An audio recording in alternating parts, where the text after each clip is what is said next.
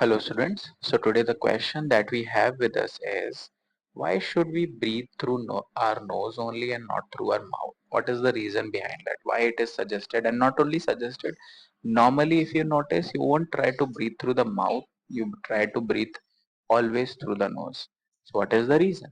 So we say that we should breathe through nose only because while passing through the nasal passages, which is like your nose, what you can say here is the air become moist. That is the first thing. Air gets warmed up to the body temperature. That is the second. Then the dust, smoke particles, pollen and microbes from the air taken in are trapped by the hair present in the nasal passages. So the air becomes clean and filter and then enter into the lungs. Now with these points you are able to actually understand that why you have to make sure that you are breathing through the nose, not through the mouth. Though you are able to, and sometimes we does that, but not particularly in journal, what I can say in journal way. So the first thing that it becomes moist. Why the moistness is required? So that when it enters through our body, particularly through the nasal cavities, the air is dry. Okay, so it has to be moist, otherwise it will just damage our tissues that are present inside.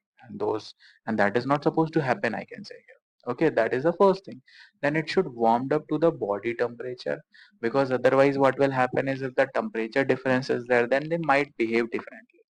So that is why you have to take care of that as well.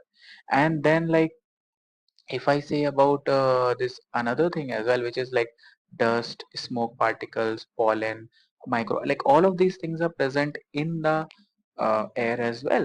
Whenever you try to breathe in, it's not like it's just a filter, something which is every time you breathe in it will just give you the oxygen. No, everything will go inside. This is the nasal passage that you have which actually help you to filter all of that, and only the oxygen will enter inside and the CO2 will go outside. Okay, and that is how it basically suggested. And like naturally also, as I said, you have to breathe through nose, not only through mouth.